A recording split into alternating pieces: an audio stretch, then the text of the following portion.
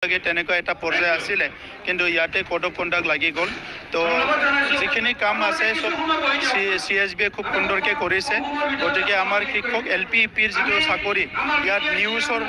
নিউজৰ কাৰণে ভেৰিফিকেশ্যন হৈ আছিলে চ' এই ভেৰিফিকেশ্যনটো কমপ্লিট হৈ যাব তাৰ লগে লগে তেখেতসকলে চাকৰিটো পাব আৰু 3rd গ্ৰেড 4th গ্ৰেডৰো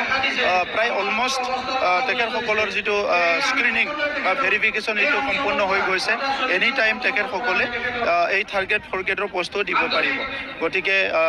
আমাৰ কেণ্ডিডেটসকলে কোনো চিন্তা কৰিব নালাগে যেনেকৈ প্ৰচেছটো হৈছে তাত নিকা আৰু স্বচ্ছই হৈছে আৰু তেখেতসকলে পৰৱৰ্তী সময়ত তেখেতসকলৰ এপইণ্টমেণ্টটো পাব ৰিজাল্ট দিব পাৰিব নেকি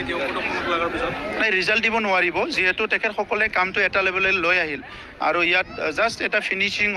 আহিয়ে পাইছিলে মাত্ৰ আজি কোড অফ কণ্ডাক্ট লাগি গ'ল আমি ভাবিছিলোঁ আৰু এদিন দুদিন টাইম পাব তেতিয়া তেখেতসকলে এপইণ্টমেণ্টটো দিব পাৰিব আৰু CSB তেনেধৰণে ৰেডি কৰি আছিলে গতিকে নেক্সট কোড অফ কণ্ডাক্ট খোলাৰ লগে লগে পাই যাব চবে চাকৰি